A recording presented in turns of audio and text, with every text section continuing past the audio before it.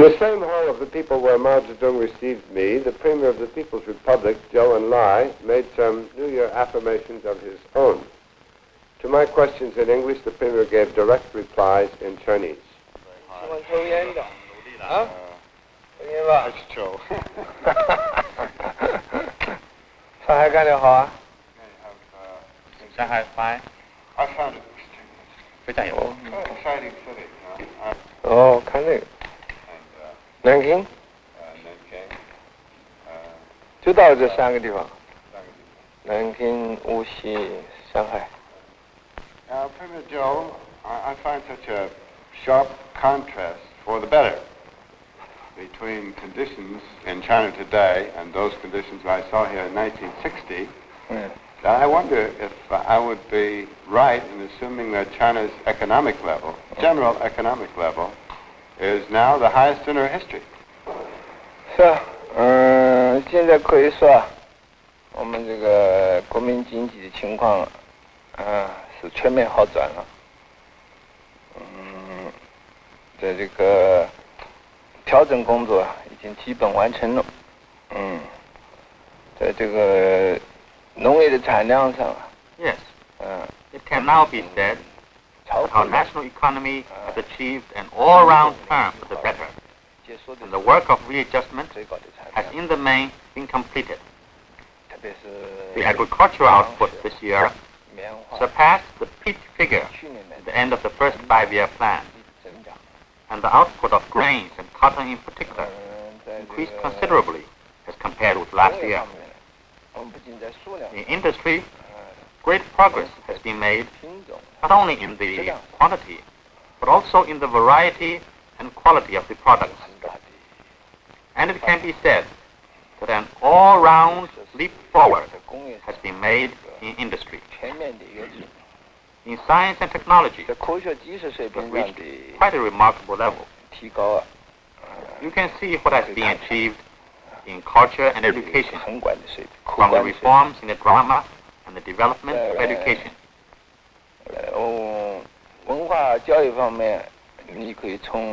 As for market supply, you have seen that daily necessities are plentiful. It is true that there still is scarcity in the supply of cotton cloth, but the growth of cotton production over the past 2 years has provided us with great possibilities for increasing the output of cloth. At the same time, the production of chemical fibers is also increasing. We are confident that in the course of the third 5-year plan, the supply of clothing for the people will further grow.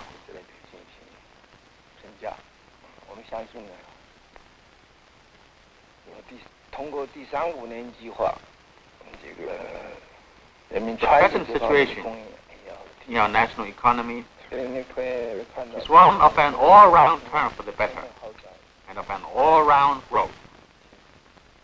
This will be conducive to an upsurge in our industrial and agricultural production next year, and has also laid a good basis for the third 5-year plan.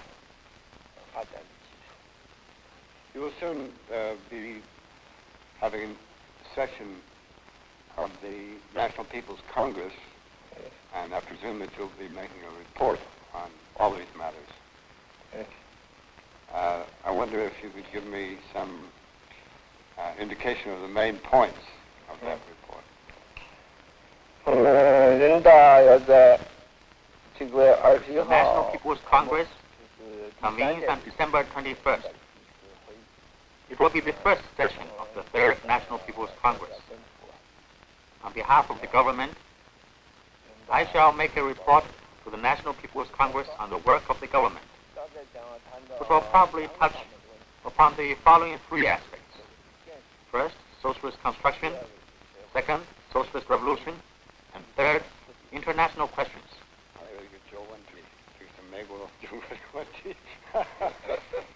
Do you see any possibility of improvement in Sino-American relations? And secondly, do you think it would be useful under present circumstances to have some exchange of scientists and scholars. 这个问题我跟你谈过2次了。这个中美关系的改进呢，必须从原则上先解决。就是还是。In order to improve Sino-American relations, we must start with matters of principle and not with side issues. At the Sino-American ambassadorial talks in Warsaw, we always put forward the following 2 points of principle. One is that agreement should be reached between China and the United States on peaceful coexistence on the basis of the 5 principles. And the other, that the United States must withdraw all its armed forces from Taiwan and the Taiwan Straits. Once agreement can be reached on these 2 points of principle, other questions will be settled rather easily. Otherwise, the mere tackling of side issues will not solve the fundamental problem.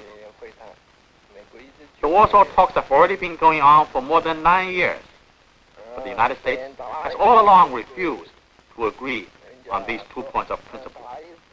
The United States follows others in saying that it too is for peaceful coexistence.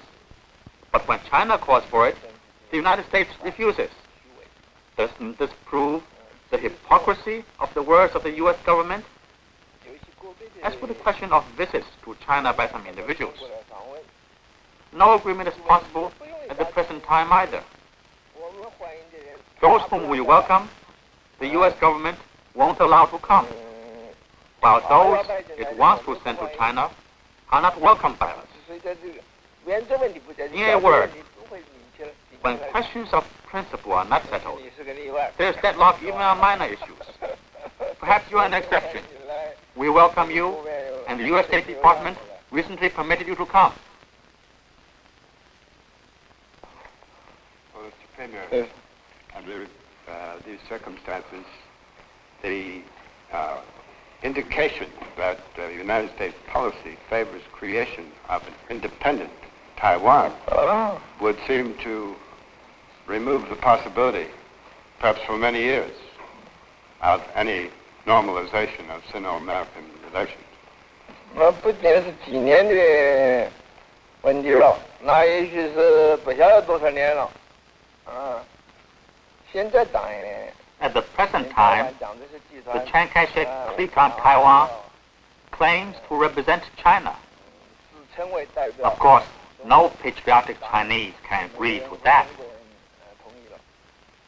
But if there should be someone on Taiwan who is so depraved as to completely follow the beck and call of the United States and serve the needs of U.S. policy by declaring Taiwan to be a so-called independent political unit and relying on the majority in the United Nations under the manipulation and coercion of the U.S. government, continue to usurp China's lawful seat in the United Nations, I can tell you frankly that not only would it be impossible to improve and to restore Sino-American relations, but what is more, we will have nothing whatsoever to do with the United Nations. If such a situation should arise, the Sino-American confrontation will not be a question of a few years.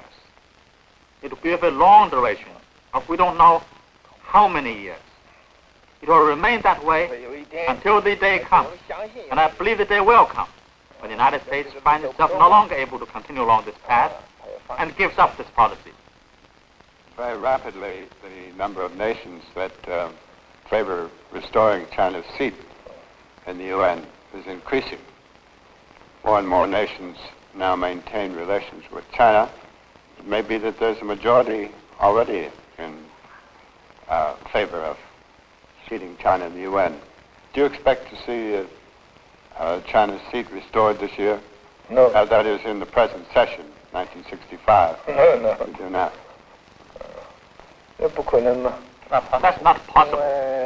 现在 Although there are now 50 countries which have recognized us and established diplomatic relations with us, and the number will perhaps increase further, the United States will be able to use various methods to obstruct the restoration of our legitimate rights in the United Nations and prevent the expulsion of the Chiang Kai-shek clique from the United Nations. Therefore, it's certain that no change will yet take place this year. In the meantime, we have an urgent new factor involved in Sino-American relations, the bomb. Judging from reports published abroad, China's bomb was of a much more sophisticated nature than American experts anticipated. I wonder if it would be possible for you to comment on just what it has meant in terms of China's technological and scientific engineering development. 是啊，你晓得我们这个第一颗原子弹的经过这试验和爆炸，美国的专家The American experts have come to the conclusion from the data they collected that the technical level of the atom bomb we exploded is higher than that of the first nuclear tests of the United States, Britain, and France. On this matter, the American experts know more than you do, and perhaps also more than I do. 因为我们俩都不是专家嘛。 Neither of us are experts. Sir, tension in Southeast Asia, especially in Vietnam, Laos, and Cambodia, is reaching a critical stage. May I ask, under what circumstances China would render aid to these countries, such as she extended to North Korea? 在这个 The situation in South Vietnam is linked with the entire Indochina question. And it is precisely on the question of expanding the war in Indochina that the United States is now hesitant. It's always anxious to know China's attitude. China's attitude is very clear. That is, if the United States should run rampant in Indochina, we will definitely not sit idly by. The United States has tasted of the Korean War, and if it wants to wage a Korean-type war in Indochina, it should know what will happen and what the result will be. Therefore, the United States may acquaint itself with our attitude simply through our published statements. However, the U.S. government often doesn't believe these statements. It always thinks that our public statements are one thing and what we actually intend to do is another.